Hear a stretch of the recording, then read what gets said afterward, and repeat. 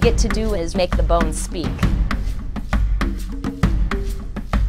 It's really an unknown group of people. We get to learn how old are these people, are they males or females, what kind of trauma are they experiencing, what kind of diets do they have. So that whole learning more and more about Nubia and just the lack of information that there is really got me excited about the collection.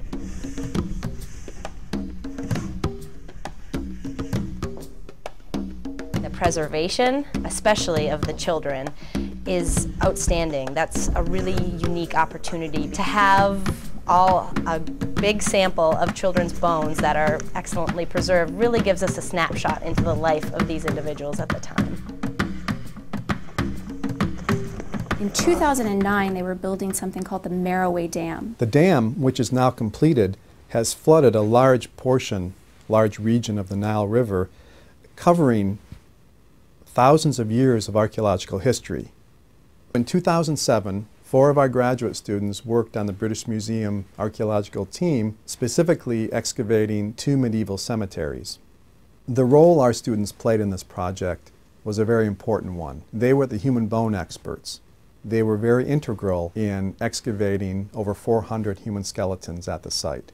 What we have here is one of the adult individuals of the collection, which is a really great example of how we can kind of tell how old someone is and if they're male or female. Having this human skeletal collection at MSU is a big thing. It provides our graduate students, who I feel are the best in the country, with amazing research opportunities. I was looking at the health of the individuals. So this is an example of something that we call osteomyelitis, and it's essentially an infection of the bone. Here's an example of the infected bone, and here's an example of a normal bone. And this is a very advanced case of the disease.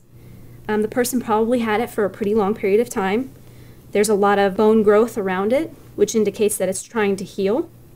It appears that this is a relatively stressed population, but the fact that we're seeing so many diseases, scurvy, tuberculosis, leprosy, nutritional deficiencies, that's an indication that they were fighting off a lot of pathogens.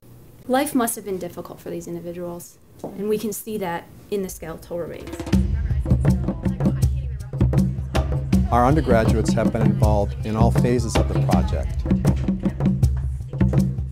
When I came in, I had no experience with bones, and so working here, I've gotten extensive experience that I wouldn't be able to get in a classroom. We're not just observing, but we're actually working with the remains. When we're doing things like applying for graduate schools, that's something that will really catch attention. Undergrads don't usually get that opportunity.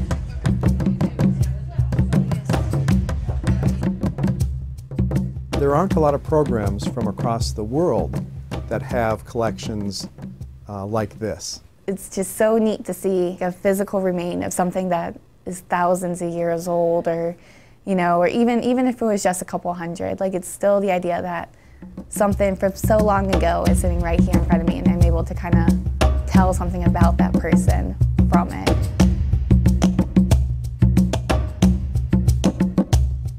As cliche as it is where like history comes alive.